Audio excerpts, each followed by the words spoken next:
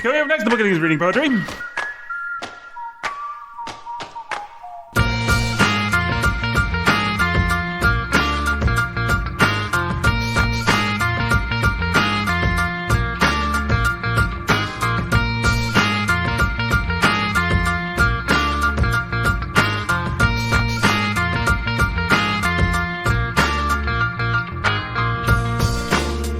The scarecrow reaps the babes from the cradle as the children's...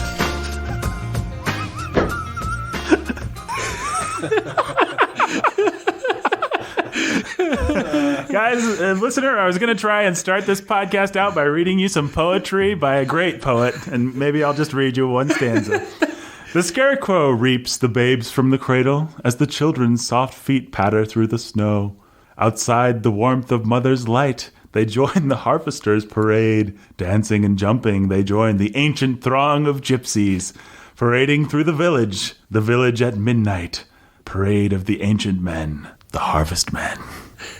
That is a great poem that can actually feel myself blushing as I read, because it's possible it may or may not be written by someone who may or may not be me about 15 years ago. But I can neither confirm nor deny whether that's true. To be fair, 15 years ago would have put you in early high school. Early something high school, yeah. So, that would have been before 9/11. And my name is... Explains its cheeriness. Yes. This is before Nathan's innocence was taken by the bleak, harsh realities of life. We are the children the scarecrow has reaped, chained in his palace of ice. That's another great line from this poem. And you may be wondering who the poet is. Well, it's me. It's Nathan Alberson, your humble and obedient host. I am joined by Jake Menzel and Brandon Chastain. Jake is the pastor who's a master of reading. That's another poem that I wrote. Up? What's up, Jake? What's up? And Brandon Chastain, can you give us a quote from a Brandon Chastain poem off the top of your head? No. Sorry. That's okay. I did not tell you guys to bring poems written by yourselves, but I did bring one by me, and this thing actually goes for 2 pages, but I will not be sharing that with you. In any case, listener, welcome to part 2 of our poetry discussion, and let's jump right back in. All right, guys, round 2. So I guess since I started off round 1, I'll keep moving. My second category is really just 2 poets, English devotional poets. We've talked about them both already, I think, George Herbert and John Donne. Herbert is my favorite of the 2, but Donne had the more standoutish, I'd rather sit down and read Herbert of an evening, but if there's one to pick, you're going to have to pick from Donne. I think you should tell people what you do with a book of Herbert. What do you do with You read it. No, not what one does, but what you, in fact, have done. Jake, where is your copy of Herbert located? My nightstand. That's what I was getting at. I keep a copy of I don't know if it's complete works or if it's just complete poetry and select prose or something like that. I should know. It's a beautiful copy. It's one of those every man's library copies on my nightstand of George Herbert. And I often, around bedtime, will read a Herbert poem or 2. Or maybe more if I'm in the mood for it. Well, just to interrupt for a minute, if I may, yeah. I think maybe we should set these 2 guys up a little bit. So you've got both these guys. I think they were both... The contemporaries. They died within 5 years of each other or something like that. And Herbert is a clergyman. Just a yes, good that's right. Parochial or provincial pastor, I think. He's Anglican. He would be Anglican, but was he a city pastor or a country pastor? I want to say he was a country pastor, but I don't actually know. Wrote the country pastor thing. Right. So he's probably a country pastor. Right. So Donne was a bit of a rakish courtier kind of a guy that had all these love affairs, and then he kind of repented towards the end of his life. I don't know when exactly. Yeah, towards the end-ish of his life. Toward the end-ish of his life, and then he wrote all this great sort of quote-unquote holy poetry. Herbert his holy sonnets. His holy sonnets, all that kind of stuff. He's most devotionals. Right. The most famous of which is, we got the title of our book from last year from, For Whom the Bell Tolls, It Tolls for Thee, Dear Listener. That's a meditation. That's one of his meditations. So he wrote, he was boldly experimental with poetic form, with style. He was an innovator. Yeah. And so a lot of what he revels in is something that I don't appreciate, which is just being really technical. He does a lot of technical acrobatics that are inventive or interesting if you care a lot about technical acrobatics. Yeah, he's part of the metaphysical movement. They were all about what's called the poetic conceit, which is a very complicated metaphor, basically. Mm-hmm. So, Just your poem should have a really complicated, difficult to follow metaphor. so one of my poems I may read is in this tradition. So We will be in suspense to. And when Donne pulls it off, I mean, there's nobody better at that sort of thing. But I just don't. So you're saying Dunn's highs are higher than Herbert's highs? Oh yeah, far Well, and just away. to compare and contrast, I don't know if I did it successfully. Herbert is a much more simple, much more boring life. You know, 0% love affairs. he's like a hobbit. Yeah, Yeah, He writes hobbit poetry. yeah. I think that's probably fair, and I think that's probably why I find him to be medicine for my. right. Wizardry. Whereas Dunn lived in Mordor and then moved to Gondor and then I don't know what. The fact is, there's not really anything in Herbert that you can immediately pull out that compares with "Death be not proud, death thou shalt die.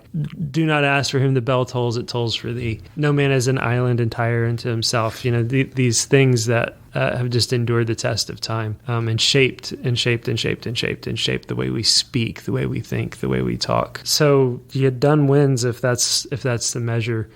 So Really, I did Herbert pick. kind of wins because he's the guy that you're actually going to read. No, I'm actually going to read Dunn. No, I mean, like, Oh, before I'm you go sorry. to bed, you're going to grab Herbert off your nightstand. So in For terms me, of yeah. who's meaningful for you as a person, it's Herbert. For me, yeah. Well, Herbert feels more like a friend. I think. I think that's part of it. He feels like a friend that brings some sanity to my topsy-turvy life and some stability. He's just emotionally steady, I think. And I think that's a part of why I'm attracted to him. Well, our listeners will get to judge because you're actually going to read a Dunn, and then I understand. Never mind. Yeah, so be a I'm going to read. surprise. I'm going to read a hymn to God the Father, which I read. I remember reading it in high school. I remember reading it before I was a Christian, and I remember crying just the same. Wilt thou forgive that sin where I begun, which was my sin? This is this poem. I'm sorry, Jake.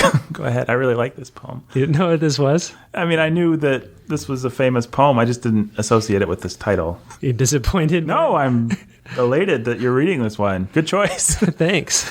I'm sorry, listeners. Start over, please. Wilt thou forgive that sin where I begun, which was my sin, though it were done before? Wilt thou forgive that sin through which I run and do run still, though still I do deplore? When thou hast done, thou hast not done, for I have more. Wilt thou forgive that sin which I have won others to sin and made my... Oh my goodness, I hate myself.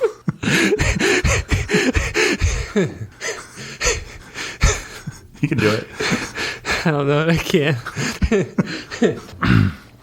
Wilt thou forgive that sin which I have won others to sin, and made my sin their door? Wilt thou forgive that sin which I did shun a year or two, but wallowed in a score? When thou hast done, thou hast not done, for I have more. I have a sin of fear, that when I have spun my last thread, I shall perish on the shore. But swear by thyself that at my death thy sun shall shine as he shines now and heretofore. And having done that, thou hast done, I fear no more. Wilt thou forgive that sin which I have won others to sin and made my sin their door? If you've experienced that, if you know that, if you can think of people that you've led to sin, or introduced to sin. Or will thou forgive that sin which I did shun a year or two? Like you became a Christian and then, oh yeah, well, I don't do that. And then you wallowed in a score, Man, I don't know what else. I don't have anything profound to say it about man, except for man. It's very confessional. Yeah. I think anybody who knows the Lord, who has seen his sin for what it is, knows exactly what Dunn is. This is that. You want to say that there are certain hymns and certain poems and certain things that you want to elevate. You know that they're not inspired, but They're not inspired, they're not scripture, but you just sort of want to say they might as well be. This is the universal experience of everyone who's ever seen their sin for what it is and felt the disparity between them and God and also understood what God did through Jesus. All of the poems that I picked, actually, they all run in this vein of death and sin and sorrow, and they're also all songs. And I didn't think about it. It's just where I gravitate naturally, and I don't know that I want to make too much of a virtue of that, but I do think if what you're looking for in a poet and in poetry is something that's going to show you what is true and what is beautiful in a way that you haven't seen it before, is going to be truly helpful to you. You could do a lot worse than finding poems that make you think on your own mortality and your own sinfulness before a holy God, and help you feel the sorrow that you know you should feel, and deepen your experience of that sorrow so that it drives you more and more to God and helps you love Him and appreciate and rejoice and exult in His mercy all the more. And that's what this poem does. I mean, I don't think we don't have time to talk about this. I contend, personally at least, that all art is inescapably didactic, and that great art is the art that trains your emotions to feel the right way. And that's what a poem like that does. Devotional poets of this era or time and place I think they're special in a way that lots of devotional poets aren't. They don't lose sight of God and wallow in their own sinfulness, and they don't lose sight of their own sinfulness and their feet are firmly planted on the ground. There's a sobriety, a moderation about them that makes for a deeper, richer expression of real piety, real devotional life, real heart knowledge of God. Yep, I certainly think you can do better by reading these guys than you can by, reading Oswald Chambers or The Shack. The Shack. I'd say that this is a little bit better than The Shack. O'Neill. Brendan, I believe you owe us. I owe you my devotional poem. We're going to go to Herbert now, so you guys can judge. This is one of his. What was neat about Herbert is he would sometimes do these poems that only part of the effect of the poem is actually seeing it on the paper. This is the one that looks like a butterfly. This is the one that looks Wings. like an altar. Oh, it looks like yeah. Did Angel's Wings? Yeah, he did Easter Wings. Yeah. And then this is the altar. And so you see something similar to what Jake was saying, but with Donne, it's much more confessional. You feel like Donne is there with you, just crying in the poem. Or not even crying in the poem, but you see him. It's just there's a rawness. There's a rawness. That's a good word for it. There's a rawness that's not going to be there with Herbert. And I don't think it's because Herbert's tight-laced or anything. I just think that what you were saying, Herbert's much more... Well, let's read the poem and then we can discuss it. So this is the altar. A broken altar, Lord, thy servant rears, made of a heart and cemented with tears, whose parts are as thy hand did frame. No workman's tool hath touched the same. A heart alone is such a stone, is nothing but thy power doth cut. Wherefore each part of my hard heart meets in this frame to praise thy name. That, if I chance to hold my peace, these stones to praise thee may not cease. O let thy blessed sacrifice be mine, and sanctify this altar to be thine. So there's a simplicity to it, but you still have a self-knowledge there. Mm-hmm. He still knows himself. He's talking, and there's still imagery there. He mentions how the heart is a stone, is nothing but thy power can cut. The whole image of us being an altar that's cemented together from our broken pieces that the Lord, despite ourselves, can sanctify to be His own. It's very similar to what Donne was saying in his poem, just I don't know. The difference is what Herbert will do is he'll say that 50 times, and Donne will say it once, and Donne's one time is worth the 50. Worth the 50 of Herbert's. Yeah. That's the actual equation. We figured it out. Yeah. 1 Donne to 50 Herberts. I just don't think it goes to it's so pointless to compare these two guys. They're both brilliant, so I'm not going to. There's a difference in what they're aiming at. Yeah, that's all. With Herbert, there's the image of seeing the altar. So this one is one that you should look up and see on the paper. Yeah, you need to see that one on the paper. He does that occasionally. And what is interesting about the one I picked and the one you picked is what I actually think is I picked the kind of thing that I feel Herbert actually does a lot, but Donne just nailed it. And I think that you picked the kind of Herbert poem that I don't like when Donne does it. He does that kind of thing a lot, and I just. But Herbert does it well here. Mm-hmm. Yeah, he does. So he takes this idea of the altar, and it's a conceit, and he carries it through, and it works. So. And I don't want to I hope this doesn't sound patronizing, but I actually like Herbert as Hobbit. I think that's helpful because what this is it's sweet and it's meaningful. It does not carry me to the depths of human experience like Donne does, but it's unfair to ask it to. That's not what he's trying to do. But yeah, and he also still manages to take you out of yourself. Yes, he does. He's saying, look, you're an altar. Your body He's helping you remember that you are supposed to be as broken as you are, as disgusting as you are. Mm-hmm. You're still these little fragmented pieces that he's cementing together to make an altar to himself. And there's a sort of seriousness and responsibility that goes with that. So it teaches you, like you were saying. Mm-hmm. So it's good. And you do have to see it on the page. It doesn't make you want to tear your hair out and cry. It can. This poem has moved me before. It depends on how I'm reading it and why, and the state I'm reading it in. Mm-hmm. Mm-hmm. It's like, my heart is stone. Yeah, this is not written by... And if I have a chance to hold my peace, maybe he'll make, so... It doesn't say maybe you'll make it. He says, so he's calling out, let this blessed sacrifice be mine, and sanctify this altar to be thine. So, and the one that follows right after this is the sacrifice, where it keeps repeating line after line, was ever grief like mine, about Christ. Oh yeah, that is my favorite Herbert poem. That is where he becomes more like done. Well, shall we move on to yours? Oh, that's right. I still owe us a second. But I'm going to give us a break from all this. So mixing it up for you, folks, my second poem does not come from one of the holy sonnet cycles or anything like that. My second poem is the poem that was the most meaningful to me as a kid. I remember seeing this poem in the Walt Disney movie in which it is featured, and I had that song memorized, and that was a Walt Disney movie that we did not own on VHS, but that always really kind of scared me and intrigued me at the same time, that being Alice in Wonderland, and the poem being The Walrus and the Carpenter by Lewis Carroll, which is now for something completely different. Well, the sun was shining on the sea, shining with all his might. He did his very best to make the billows smooth and bright, and this was odd because it was the middle of the night. The moon was shining sulkily because she thought the sun had got no business to be there after the day was done. It's very rude of him, she said, to come and spoil the fun. The sea was wet as wet could be. The sands were dry as dry. You could not see a cloud because no cloud was in the sky. No birds were flying overhead. There were no birds to fly. The walrus and the carpenter were walking close at hand. They wept like anything to see such quantities of sand. If this were only cleared away, they said, it would be grand. If 7 maids with 7 mops swept it for half a year. Do you suppose, the walrus said, that they could get it clear? I doubt it, said the carpenter, and shed a bitter tear.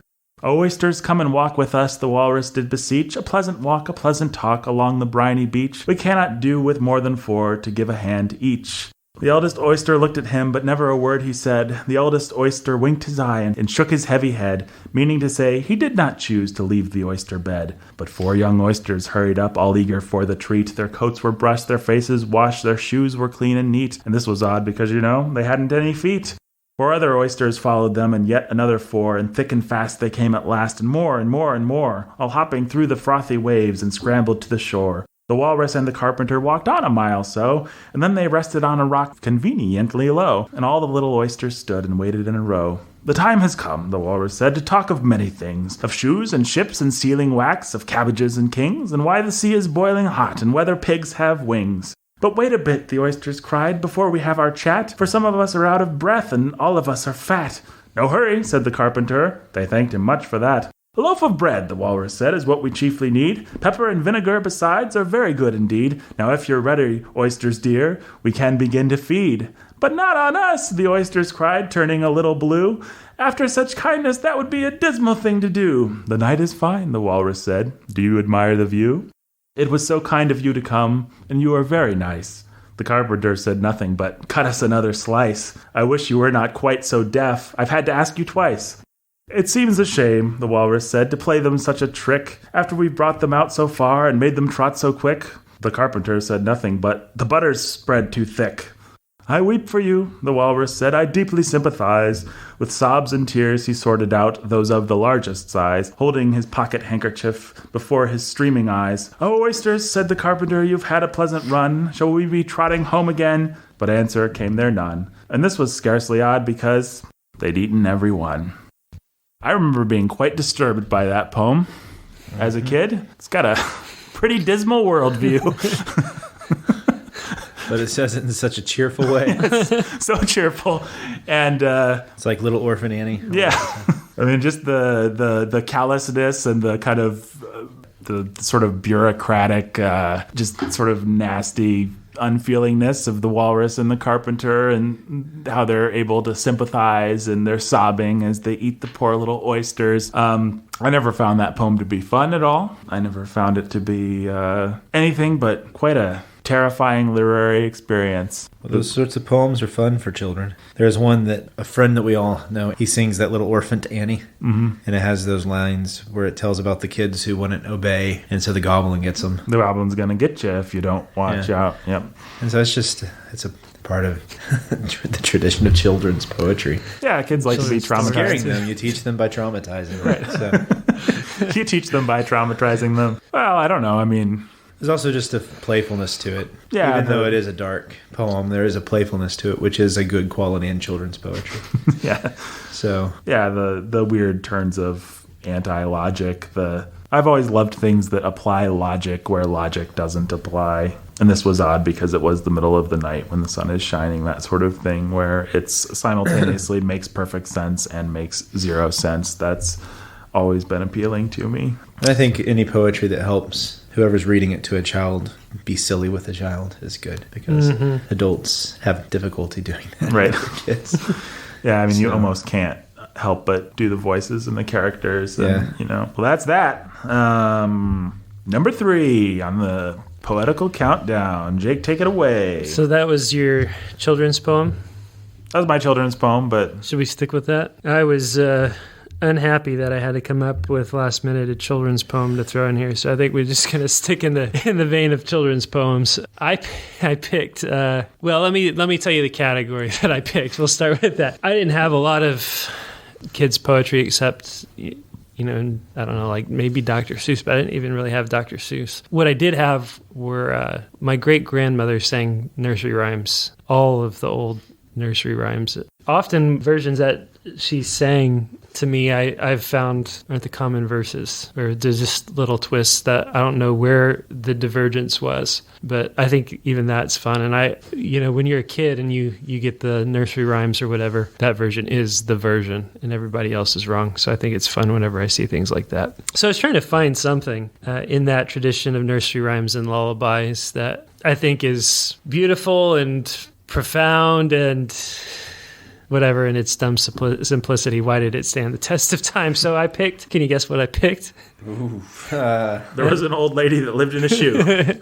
Old Mother Hubbard. No, that's not the one you picked. And just so that, Old Mother Hubbard did not live in a shoe. No, she didn't. She and her dog. The old lady that lived in the shoe had so many children, she did not, Jake, know what to do. And Old Mother Hubbard. She lived in a cupboard. Eating her curds. Went to the cupboard to fetch her poor dog a bone. Oh, who's eating curds and whey? Oh no, that was this little Miss Muffet. Is that the one you chose?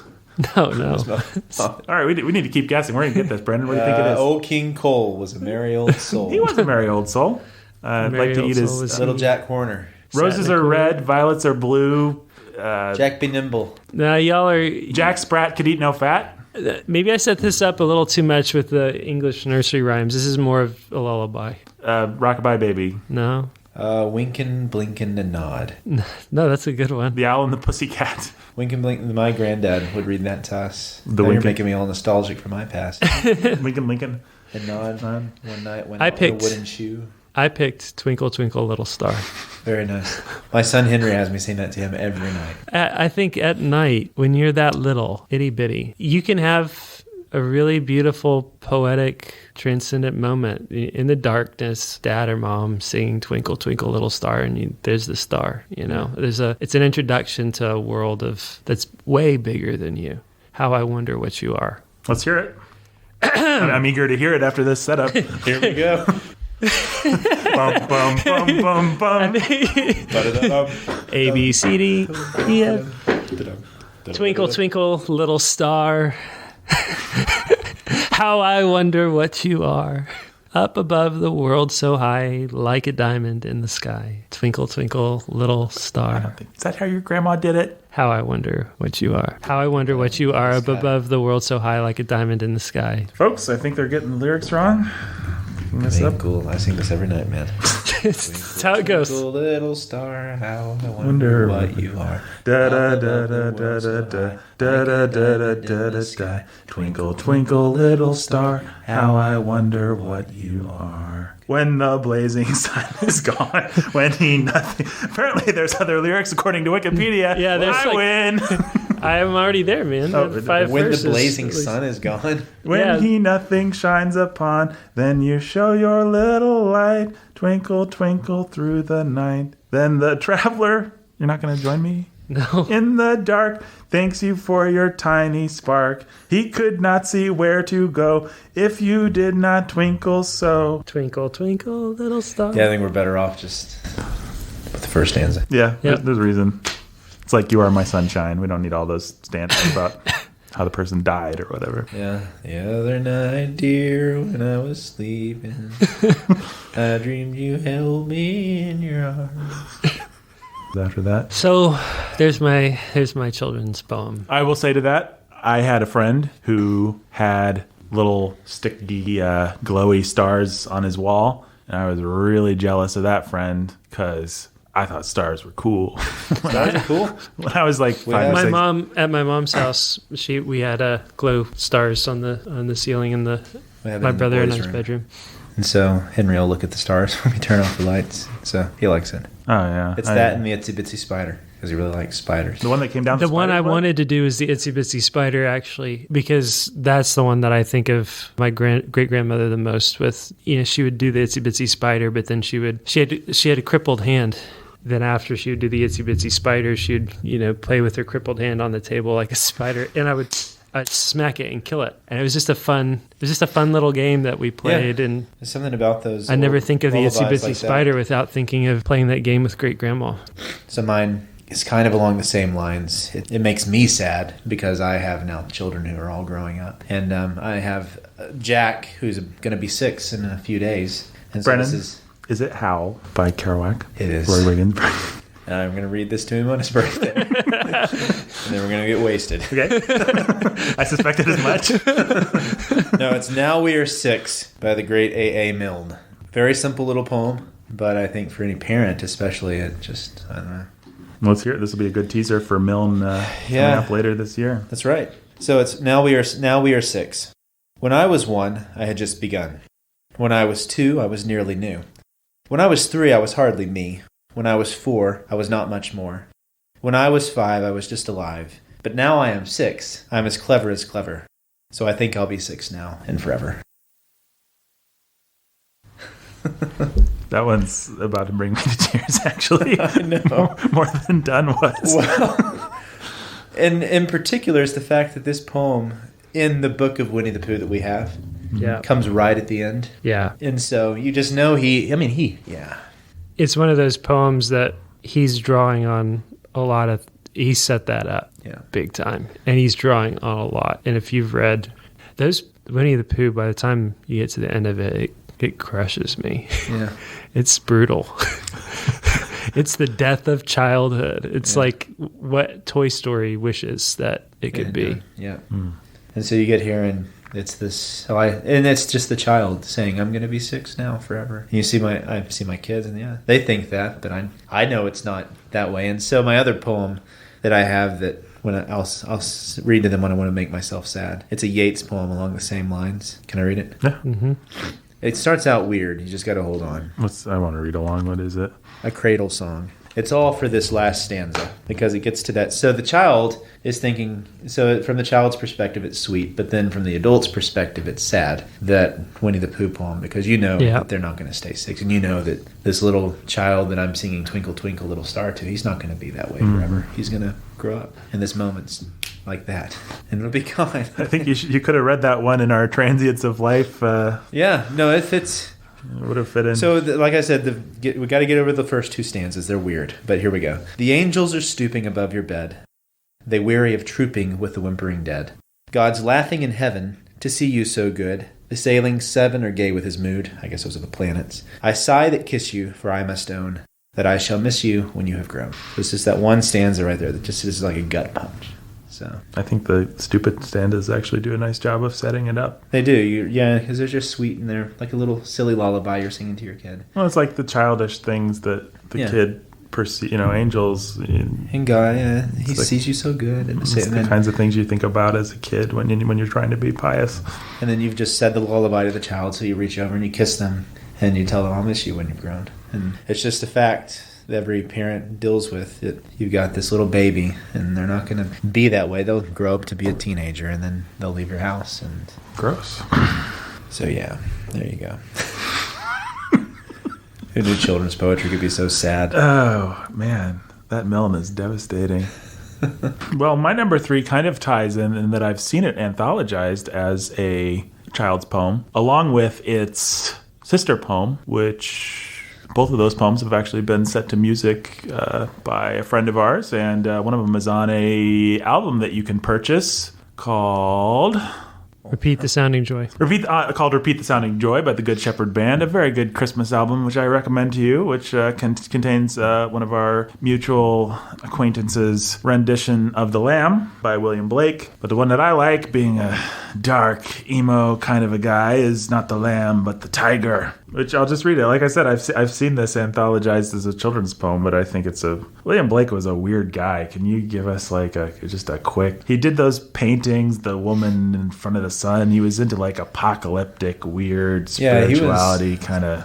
He was his own thing. He was really good friends with Samuel Coleridge, and they were the weirder side of the Romantic movement. And Blake was pretty independent and just did his own thing. He wrote this really dense, weird, apocryphal cycle of epics and stuff that mixed Norse mythology in, and he was an illustrator, so he had these images that he would do. I've got one of his illustrated books of poetry at home, and it's just weird stuff. That must be worth thousands of dollars. Oh, yeah, it's actually one of the originals. I hope you keep that safe somewhere. Yeah, keep it secret and they keep it safe. But he wrote this book of poetry called Songs of Innocence and Songs of Experience. And this would be a song of experience. Yeah. The lamb would be a song of innocence, and the tiger would be a song of experience. And they would always go together, so the lamb is coupled with the tiger. Right. So the tiger, folks, all my poems are just if you Google top 10 poems of all time, or what does the Poet Society say are the best poems, those are my poems. You have Pastor Menzel to thank for convincing me to not be ashamed, but just say, you know what? My favorite poems are boring poems. They're not boring poems, but they're everybody's favorite poems because they're great. So what you gonna do? They're great for a reason. Yeah. These are classics, Ozymandias, the tiger. These are just they're great poems, and I'm sorry to be lame and predictable, but they're my favorites. Tiger, tiger, burning bright in the forests of the night, what a mortal hand or eye could frame thy fearful symmetry? In what distant deeps or skies burnt the fire of thine eyes? On what wings dare he aspire, with the hand dare seize the fire? And what shoulder and what art could twist the sinews of thy heart? And when thy heart began to beat, what dread hand and what dread feet? What the hammer, what the chain, in what furnace was thy brain? What the anvil, what dread grasp dare its deadly terrors clasp? When the stars threw down their spears and watered heaven with their tears, did he smile his work to see? Did he who made the lamb make thee? Tiger, tiger, burning bright in the forests of the night, what a mortal hand or eye dare frame thy fearful symmetry? I assume symmetry originally is how... Symmetry.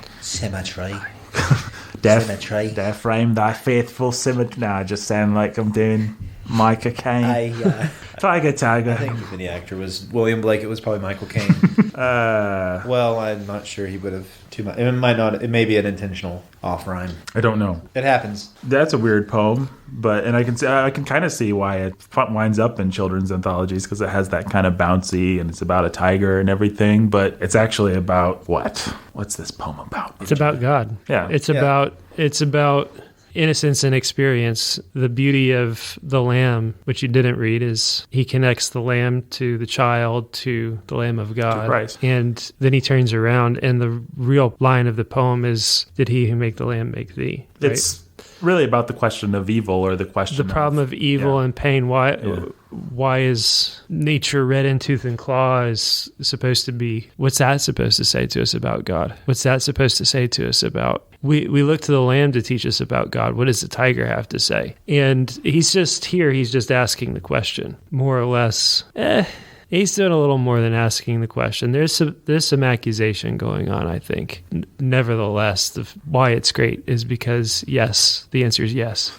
He who made the lamb, made the tiger, and he is pleased with both of them. Yep. And you better understand both of those things when you come to God. Right. And Blake was a mystic and he was weird, but I think he does evoke some of the power of creation here in just a cool way. I mean, just imagining what it must have looked like, what Genesis 1 must have looked like. When the stars threw down their spears and watered heaven with their tears, did he smile his work to see? And that's a weird image. Yeah. When the stars of heaven threw down their spears and It's watered rays of light. Yeah. You know, it's nice. It's I like that. with their tears. Now, so what are the tears? Why tears? Are they sad because God made something so brutal and fierce? Yeah, I don't know. Is there a contrast set up between like the benevolent stars and the monster who made the tiger, who dared to frame? Yeah, I think I probably just need to read the Lamb here. Well, yeah, that is one of the things with a good poet's going to use their images in an intentional way. And so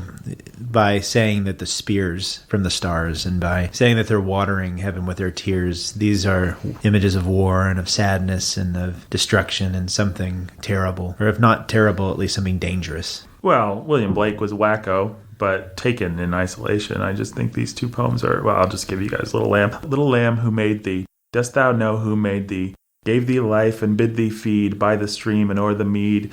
Gave thee clothing of delight, softest clothing, woolly bright. Gave thee such a tender voice, making all the vales rejoice. Little lamb, who made thee? Dost thou know who made thee? Little lamb, I'll tell thee. Little lamb, I'll tell thee. He is called by thy name, for he calls himself a lamb. He is meek and he is mild. He became a little child. I a child, and thou a lamb. We are called by his name. Little lamb, God bless thee. Little lamb, God bless thee. That's just like a really sweet, almost childish poem, and then put with this, and then one of them's called A Song of Innocence, and one of them's called A Song of Experience. I don't actually know what William Blake what he thinks the answer is. I don't know how accusatory I think it's necessarily being. I think he's asking the same questions that God asks of himself in the end of Job, that the psalmist often asks. And I think maybe if you take what we know of Blake and put it together, you get something weird. But just looking at the poem as a poem, I've never taken it to be, and the commentary that I've read of it has not necessarily taken it to be accusatory. Well, I've not read commentary on it. I didn't think that at first, and then I thought, maybe there's something more to it here. Because he's using the word dear. Yeah, I haven't read this poem in a long time, or thought about it in a long time, so I'm trying to wrap my mind around it here in the moment. Well, it's much easier to do with. There's nothing more difficult to do that with than with poetry. Mm-hmm. Yeah, I kind of have to circle around it. And Blake is a cloudy, weird, mystical guy who didn't necessarily want us to know what he thought. Yeah. So that could be a failing of his. But it's a gorgeous poem, and just even the first stanza, tiger, tiger, burning bright, just putting those 4 words together, what genius that is. I mean, tiger, tiger, burning bright in the forests of the night. Just those two lines evoke the power and the mystery of wild, exotic creation better than all the Jungle Books, all the Tarzans, all the Conrad, I'd say, just anybody that's tried to get up that mountain of evoking the exotic other, the transcendent that's within nature. Blake hasn't beaten those 2 lines. Yeah. That's why Faulkner said those who can't write poetry, write short stories. Those who can't write short stories, write novels. It's not that he's disparaging the short story or the novel. It's that if you do poetry, to do poetry well is to accomplish in one turn of phrase what it takes somebody else, a short story, what it takes somebody else, a whole novel. Or their entire oeuvre to get at. To get at. Yeah. That's the beauty and the difficulty of it. For me, it's truly great. Those 2 lines do that more than perhaps any other poem on my list, just of like tiger, tiger, burning bright in the forests of the night. I think there's a jungle, there's Africa, it's out there right now, it's thousands of miles away, and there's this ferocious creature that God made that's prowling through the darkness even as we speak. What a bizarre and crazy and interesting world God made that should be happening while we sit here recording a podcast. Yeah. And it does, what he's saying with the what hands dare do this. It's you had just seen the lamb, this little lamb, and now you're seeing the tiger, and it's experience. It's teaching you something that's scary about God. The fact that, he is the one who made this tiger, and he's the one who made the lamb too. So yeah, I mean, whether he meant it good or not, I think there's a powerful and profound lesson in there. Well, that should bring us to our number 4. Jake, you want to lead us off? I picked another genre, another category, and that's the English hymn tradition. It was impossible to pick one because there's so many great hymn writers and poets. And you don't normally think, when you think of poetry, you don't normally think of hymns unless you're thinking of bad poetry. Hymns generally don't come to your mind as something that is great or profound, but I think that one of the great things about hymns is how practical they are. You sing them and they lodge in your memory and your mind and in your heart, and there's a simplicity about them that is elegant and beautiful in its own way when it's done well. So I could have picked anything from the canon of Isaac Watts. I thought about picking Amazing Grace. But what I ended up picking was a hymn called Abide With Me by Henry Francis Lyte. And the reason I picked it is because it's just the hymn that I find myself for a long time now gravitating towards. If I sit down at a piano, it's what I'm going to play about 98% of the time. It's just what's going to come out. And part of that is because if ever I sit down to the piano, it's in my living room at night after the kids go to sleep, and this is a nighttime kind of song. But it's right in the theme of everything that I picked. Yeah, I wasn't intending for everything to be about death, but that's just the way it went it must have been the mood I was in when I was thinking through what I wanted to pick. So this is Abide With Me. Abide with me. Fast falls the eventide. The darkness deepens. Lord, with me abide. When other helpers fail and comforts flee, help of the helpless, oh, abide with me. Swift to its close ebbs out life's little day.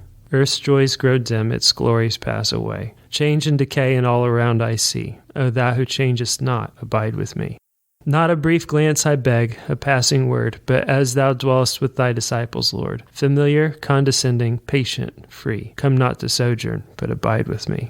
Thou on my head in early youth didst smile, and though rebellious and perverse meanwhile, thou hast not left me oft as I left thee. Unto the close, O Lord, abide with me. I need thy presence every passing hour. What but thy grace can foil the tempter's power? Who like thyself my guide and stay can be? Through cloud and sunshine, Lord, abide with me. I fear no foe with thee at hand to bless. Ills have no weight, and tears no bitterness. Where is death's sting? Where grave thy victory? I triumph still if thou abide with me. Hold thou thy cross before my closing eyes. Shine through the gloom and point me to the skies. Heaven's morning breaks, and earth's vain shadows flee. In life and death, O Lord, abide with me. I hope and pray that last stanza is my prayer for my death. Hold thou thy cross before my closing eyes. Shine through the gloom and point me to the skies. Heaven's morning breaks, earth's vain shadows flee. In life and death, O Lord, abide with me. That's more than anything the prayer. I mean, I know that you can say that about lots and lots of things, but when I come to bedtime, when I come to the end of a night, that's often my thought, my prayer, and my hope. And of course, it's that way because my fear is that it won't be. It strikes me what a wonderful heritage that was, and how great it must have been for people living in the times before the radio, where their primary source of music would have been, for many of them, the church. And these would have been the songs, the popular songs of the day, the songs that they sang, the songs that they played on the porch, the songs that they learned. Just how cool that would be in a certain, to have simple biblical truth like that just be the stuff that lodged in your brain instead of Lady Gaga. Lady Gaga. I will speak to that and say that one of the poems that I didn't think to put on this list, but that profound and moved me deeply and made that profounded me. First, it profounded me, then it moved me deeply, and then it made me love Christmas. Is by Longfellow. And if you've ever read a Christmas article by me, I tend to bring this up in pretty much everything I write about Christmas, which is Longfellow's poem of Christmas bells. I heard the bells on Christmas Day. They're old, familiar carols play. And I think Longfellow was out of fashion now, a little bit out of fashion, maybe even in his time, because he is so simple and kind of sing-songy. But that's kind of what I love about him, like what Jake's talking about with Abide With Me. It's something that lodges in your head and is powerful because of its simplicity, because of its twinkle, twinkle, little starishness. That I won't read the whole thing, but the stanza that's always stuck with me is, "And in despair, I bowed my head, there is no peace on earth, I said, for hate is strong, and mocks the song of peace on earth, goodwill to men. Then pealed the bells, more loud and deep, God is not dead, nor doth he sleep. The wrong shall fail, the right prevail, with peace on earth, goodwill to men." It'd be very easy to make fun of that because it is so simple, and the rhyme is very strong, and it's sing-songy, but man, those two stanzas have made me cry many times. Just to think, oh, everything seems hopeless, and then, oh yeah, God is not dead, nor doth he sleep. And there can be strength to that style. You remember it, for one, and for two, it's simple, and that's not bad. Here's what I really think. Poetry has always lent itself to song. It's always been bound up with song. And the Psalms were songs. The best poetry is lyrical.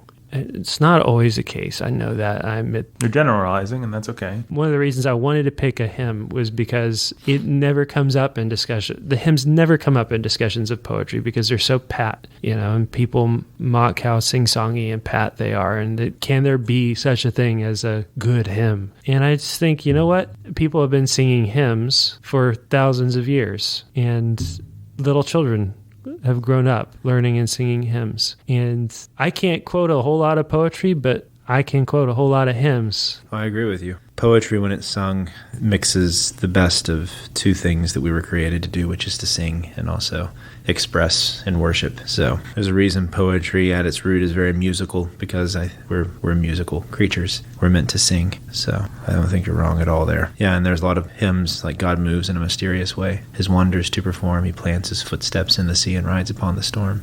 That's amazing. Mm-hmm. That's as good as any. William Cooper. Yeah. Well, and it strikes me that really all three of us should have chosen My Soul Among Lions songs as our top 5 favorites. Oh yeah, to tie in. I really like this version of these two versions of Psalm 5 and Psalm 6. Yeah. Some of my favorites. This Psalm 8 is amazing. Who wrote this one? My list. Sonnet 18, Ozymandias, and this rendition of Psalm 8. It's great. Well, I did want to say to what you were saying, I mean, it's a very Chestertonian kind of a thing, but you realize that the more profound you become, the deeper you become, the wiser you become, the simpler you become in certain ways. And I'm not saying I've achieved it by any stretch of the imagination, but the great truths are the same truths that can often sound cheesy, can often sound sing-songy, can often sound obvious. God is love is a cliche, and it's profound, the most profound thing you could say. And that's something that you just have to realize when you're reading poetry, is so much of it has been adopted into our language. So much of it has some of the most profound stuff is going to be the kinds of stuff that you'll just see on Pinterest with, some flowers behind it or something like that. And get over it. Truth and beauty are simple and childlike often. All right, my number 4. Your number 4. I'm sorry, I'm acting like we're counting down, so I keep saying 2 when I mean 4. Your number 4, sir. I decided to do a representative of the sonnet, which I think is the something or other. Crash course in a sonnet. What's a sonnet? It's a form of poetry, so... Yeah, it's a form of poetry that is very particular in the way it's crafted, so it can sound sing-songy too, but when done well, it's a great form of expression. Mm-hmm. So Shakespeare was the master of it. You have 14 lines. Each line is broken into 5 feet, which are iambs. So it's iambic pentameter. So that's how many syllables? 10. 10 syllables per line. Depending on what kind of sonnet you are writing, you have a set rhyme scheme. But usually you have a set of either 3 to 2 movements within the first 12 lines, and then the last 2 are a couplet that's called the turn that wraps it all together. It's like the bow on top of the present. So it gives you an idea, and then maybe it gives you another idea, like a quatrain and an idea, and then there's 2 lines at the end. Yeah, if you've ever read a Aesop's fable, where they have the moral at the end, kind of the same principle. But it's a very rigid form that you have to get everything right, and you can do amazing things within it. Yeah. And so I did not choose a Shakespearean sonnet. Though I he chose was the master. Yeah, though he was the master. I chose the sonnet from John Milton. So he was going blind towards the end of his life, and then he wrote this sonnet. So it's called When I Consider, sonnet number 19. And maybe I'll just, I'll kind of read this in a way where I'll stress the rhyme so people can hear it. Sure. Even if it sounds a little silly. When I consider how my light is spent, ere half my days in this dark world and wide, and that one talent which is death to hide, lodged with me useless, though my soul more bent, to serve therewith my Maker, and present my true account, lest he returning chide, doth God exact day labor light denied? I fondly ask, but patience to prevent that murmur, soon replies, God doth not need either man's work or his own gifts, who best bear his mild yoke, they serve him best. His state is kingly. Thousands at his bidding speed, and post o'er land and ocean without rest. They also serve, who only stand and wait. So this is him coming to terms at the end of his life with the fact that he is going blind. He will no longer be able to see his page to write. He feels like his gifts are all spent and useless, and he's realizing that that's fine. That he can still serve God even when things seem like they're being taken away. It's not necessarily the case. So, and he did in fact write a lot of his best stuff. Basically. Blind, yeah. Blind or just dictated it to his daughter with his head leaning over the back of his chair. He's a weird dude too. Most of these guys were very strange. Yeah, that's a beautiful sonnet. I don't know what else to say about it. When I consider how my light is spent, ere half my days in the dark world and wide, and that one talent which is death to hide, lodged with me useless, though my soul more bent. I imagine this one might be a little bit more difficult for people to follow. I would recommend, if you've not read it before, that you look at it and don't be embarrassed about that. I usually have to read a poem many more times than once before it makes any sense to me, because I'm an idiot, I guess, but you might be an idiot too. Well, often the best poems have layers. The deeper you go, the more time you spend with them, the deeper you can go, the more you can see. Yeah, there's a lot to admire in the really good poems like this. One is the meaning that's coming across, but then also just the inner workings and the intricacies that go into the way that they're playing with words off of one another. And fun to see. It's like looking at a painting and seeing all the little details that don't come through at first read. Yeah, this is a good one for that, because it's got all these little things. This is a masterclass in poetry writing. Mm-hmm. So you have enjambment and all these things that are working together, inner rhymes and echoes and all this stuff. It's like opening the back of a pocket watch or something and seeing all the little intricate pieces that go into making it work. Just the weird alliteration kind of mirroring, I don't know. All the little tiny gears, everything fitted together to present you with a hand that moves smoothly without click. So when it's read, you don't hear it. Mm-hmm. Yep. You go back and you look at it and you start analyzing it. And John Donne is the same way. Mm-hmm. You may start analyzing some of his holy sonnets. I got to do this with high schoolers once, and it was fun. You keep seeing more and more, and you're just like, man, this is insane. All the detail that goes into this. You can spend your life going down weird bunny. You can go crazy. People do. Yes, I would recommend that our readers or our listeners read this one and look at it and just pay attention to things like day labor or light denied.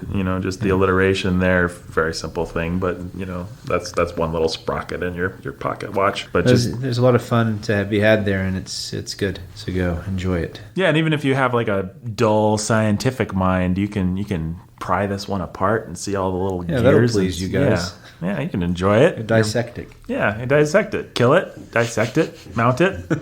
Look what I did. Yeah. Look what I did. Who is this metaphorical person? Like a young serial killer? Psychopath. Look at what I did, Mom. I killed the dog. That's good stuff. And that's the kind of quality that you get on the Bookening that you don't get anywhere else, folks. And now you get the quality. Have we all said our number 2? You haven't said yours. You haven't said yours. Oh, so that means we're doing the second coming, baby. Hey, it's kind of like a sonnet, isn't it? Yeah. Folks, listener, sometimes you just like something. This one I like it just based because I don't know. Let's just hear what's it. What's not to like about it? Yeah, what's not to like? Well, probably a lot. The Second Coming by William Butler Yeats. It's the third time to make an appearance. Yes. Yeats is a hero of Brandon's, as he's talked about, and also somebody that he maybe kind of had to repent of a little bit. And this might be why. This is exactly why. This is exactly why. Turning and turning in the widening gyre, the falcon cannot hear the falconer. Things fall apart. The center cannot hold. Mere anarchy is loosed upon the world. The blood-dimmed tide is loosed, and everywhere the ceremony of innocence is drowned. The best lack all conviction, while the worst are full of passionate intensity. Surely some revelation is at hand. Surely the second coming is at hand. The second coming. Hardly are those words out when a vast image out of Spiritus Mundi troubles my sight. Somewhere in sands of the desert, a shape with lion body and the head of a man, a gaze blank and pitiless as the sun is moving its slow thighs, while all about it, real shadows of the indignant desert birds. The darkness drops again, but now I know that 20 centuries of stony sleep were vexed to nightmare by a rocking cradle, and what rough beast, its hour come round at last, slouches towards Bethlehem to be born. Pretty cool. What beast does slouch towards Bethlehem to be born? I don't know, I think it's like the 20th century. I think so. In industry or it's the just apocalypse. The nastiness of modern life. Things are falling apart. It's like we were talking about with T.S. Eliot. At least he's just not quite as nonsensical about it.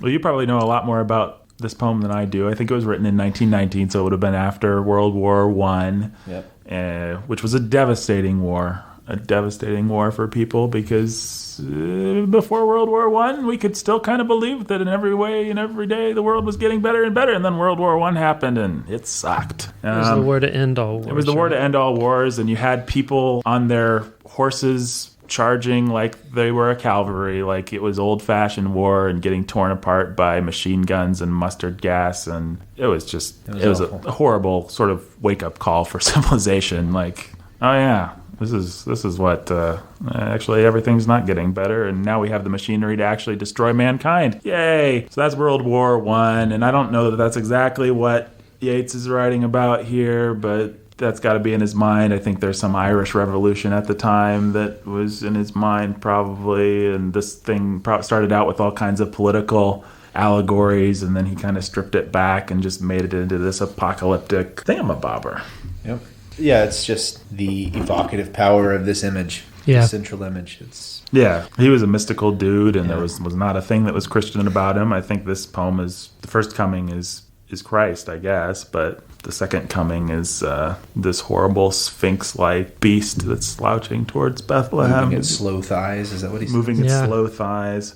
That's a good image. That's great, there's nothing really I can particularly defend as a Christian about what this poem says, but I chose it because I cannot tell a lie. It really speaks to that dark, apocalyptic, mystical part of my soul, and the imagery and the words. I mean, how many books have titles that are based on, Things Fall Apart is a book, The Center Cannot Hold, The Blood-Dimmed Tide, The Ceremony of Innocence, The Best Lack All Conviction, While the Worst Are Full of Passionate Intensity. It's just like beautiful phrase after beautiful phrase. And what rough beast, its hour come round at last, slouches towards Bethlehem to be born. 20 centuries of stony sleep. It's just it's just jam-packed full of great poetry.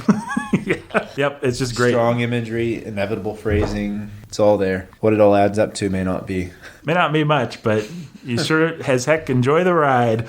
Yeah, baby. That's all there is to say about that. Sometimes you just like to see a master craftsman be a master of his craft. It's what's fun about an Alfred Hitchcock movie. It's not saying anything that you particularly care about. If it is saying anything, then it's probably saying something that you don't exactly agree with. But you enjoy an Alfred Hitchcock movie because you just enjoy good filmmaking craft, and that's why you enjoy The Second Coming, because you just enjoy good poetic craft. And that's all I have to say about that one. So I guess we have to say our number one poem. This isn't a countdown. This is not my number one poem. So now Jake is going to tell us his number one favorite poem of all time. The poem that he thinks is better than all the other poems we've said tonight, and all other poems in general. And it's coming up now, right after this break. All right, and we're back from the break because there wasn't a break. Jake, your number one poem of all time. Folks, it's not really his number one poem. These are just some poems that we like. The idea is to get you excited about poetry, and that's what we're doing. Jake.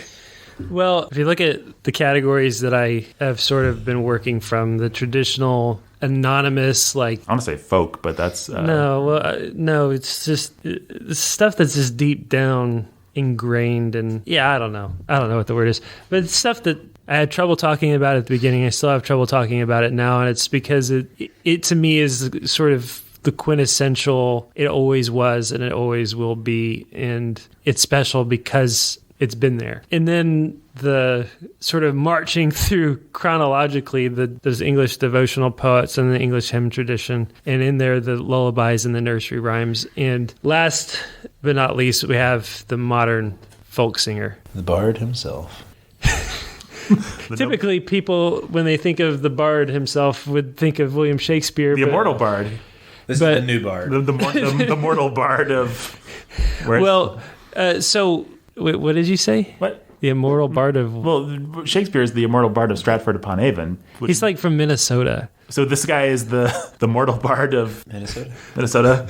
This bunny trail was worth it. All right, go ahead. Well, so what you have in the 20th century and the 20th century folk movements are guys that are not quite our contemporaries, but in the span of history, our contemporaries who are taking and synthesizing and working with these great and from these great traditions. So I picked Dylan. Robert Dylan himself.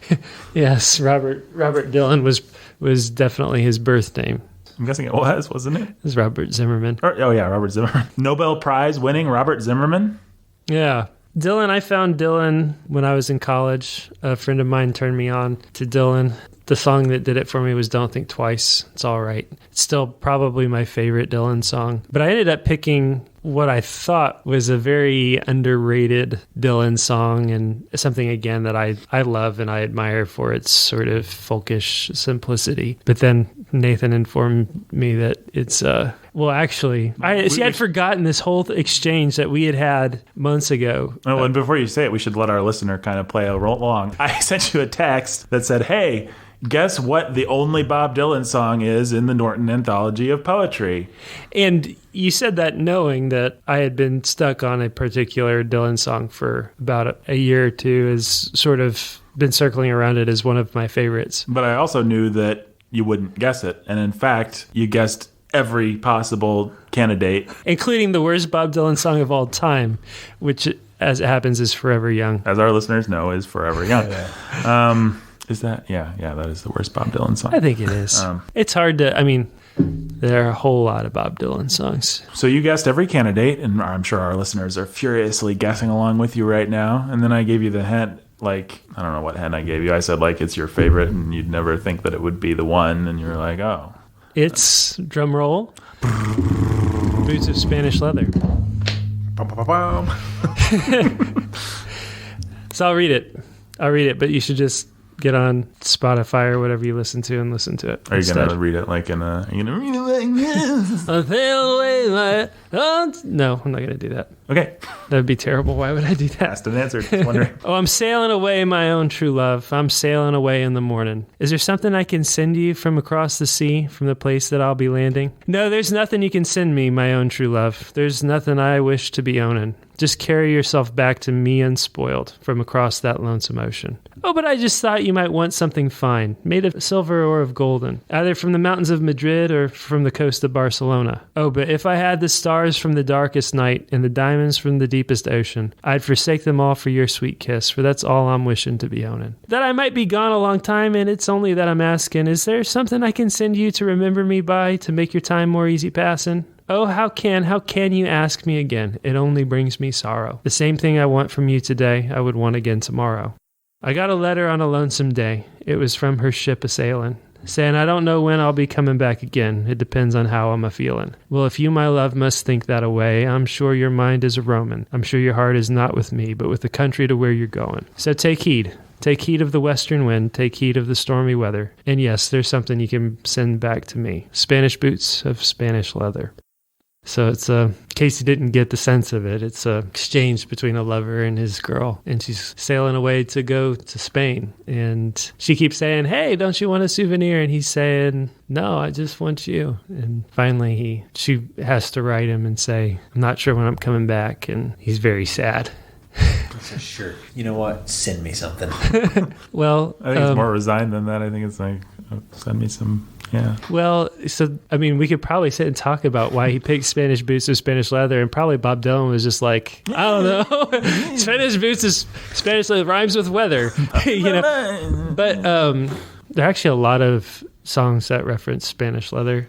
Bob Dylan's great hero, Woody Guthrie, has a song about that has a woman who wears boots of Spanish leather in it, I think, or maybe they're gloves. I don't know.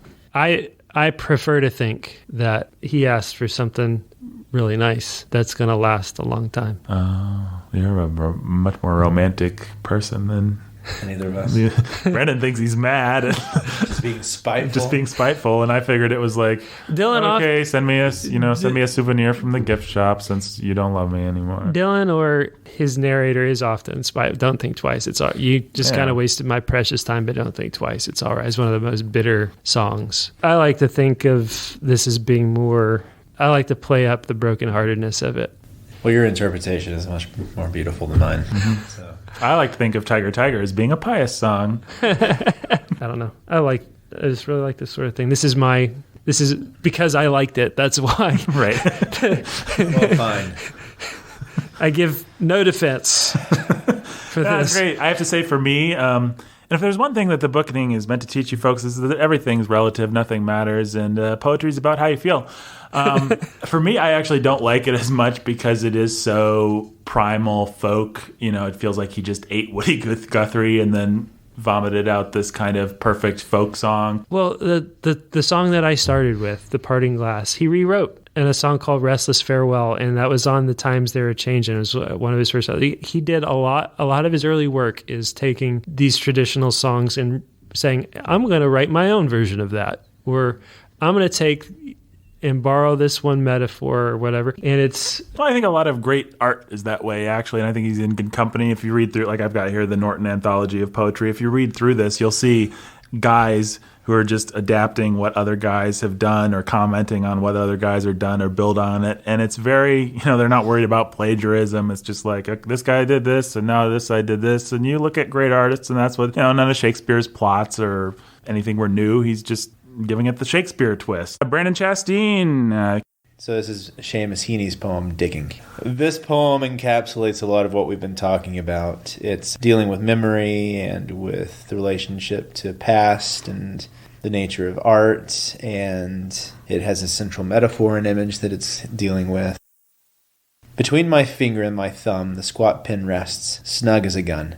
Under my window, a clean rasping sound when the spade sinks into gravelly ground. My father, digging. I look down till his straining rump among the flower beds bends low, comes up 20 yards away, stooping in rhythm through potato drills where he was digging. The coarse boot nestled on the lug. The shaft against the inside knee was levered firmly. He rooted out tall tops, buried the bright edge deep to scatter new potatoes that we picked, loving their cool hardness in our hands. By God, the old man could handle a spade, just like his old man. My grandfather cut more turf in a day than any other man on Toner's bog. Once I carried him milk in a bottle, corked sloppily with paper. He straightened up to drink it, then fell to right away, nicking and slicing neatly, heaving sods over his shoulder, going down and down for the good turf, digging. The cold smell of potato mold, the squelch and slap of soggy peat, the curt cuts of an edge through living roots awaken in my head. But I've no spade to follow men like them. Between my finger and my thumb the squat pen rests. I'll dig with it. Yeah. So like I said, this encapsulates a lot of what we've been talking about. In here I like the central image of digging. The pen becomes his shovel as he tries to deal with his relationship to his father and his grandfather. Now he can be like them, men like that. And I think as men, it's a lot of, we all deal with those things. And there's a nice turn with the pen becoming his shovel. He'll dig with it. How long do you think he spent on that last line? Debating even if he should say it or not. A long time. Yeah. When I read this poem, part of what I like about it is I imagine myself to be him and sitting there with that last line and thinking, should I cut this? Yeah. Does it need to be here? Should it be here? Yeah. Is there a better way to say what I'm trying to say? Is there a better way to make my pen my shovel? I think it was a good decision on his part. I like that. Oh, yeah. Yeah. You nailed it. But you're right. You can see the work that went into this poem. There's a tightness and a... I bet you if he were still alive... Well, I don't know this. I wonder if I could just imagine him still wondering if that was the right thing to do. It was. Seamus? What did we decide? Seamus? Is it Seamus? I'll dig with it. Yeah. It's definitely Seamus. Because, yeah, it's...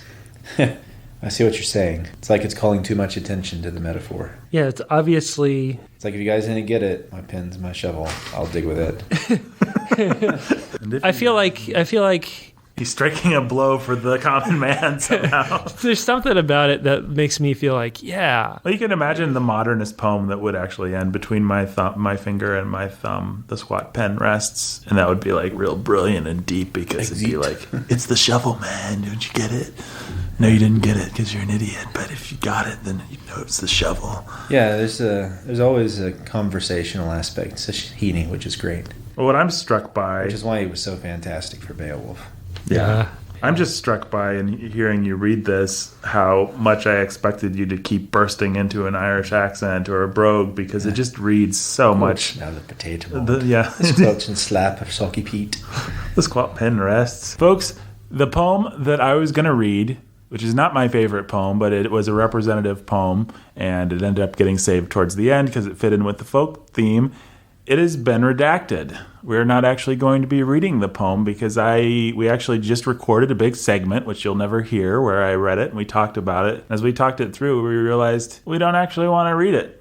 The point of that is there are some things that are dangerous, and it's just not worth... Right, so we're not going to tell you what it is.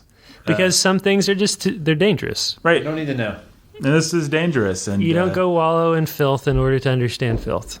So what was the mysterious, forbidden, dangerous fruit that I withheld from your lips? You'll never know. But boy, does it taste good, I can tell you that. Yeah, if Eve only had the wherewithal. Yeah, I ruined it. If Eve only had the wherewithal.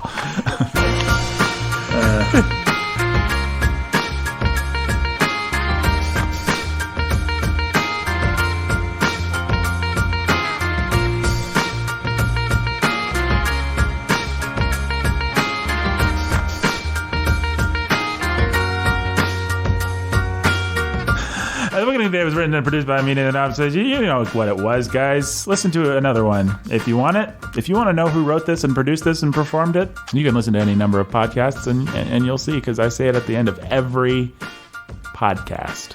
And I'm not going to say it for you this time. You can look it up if you want to.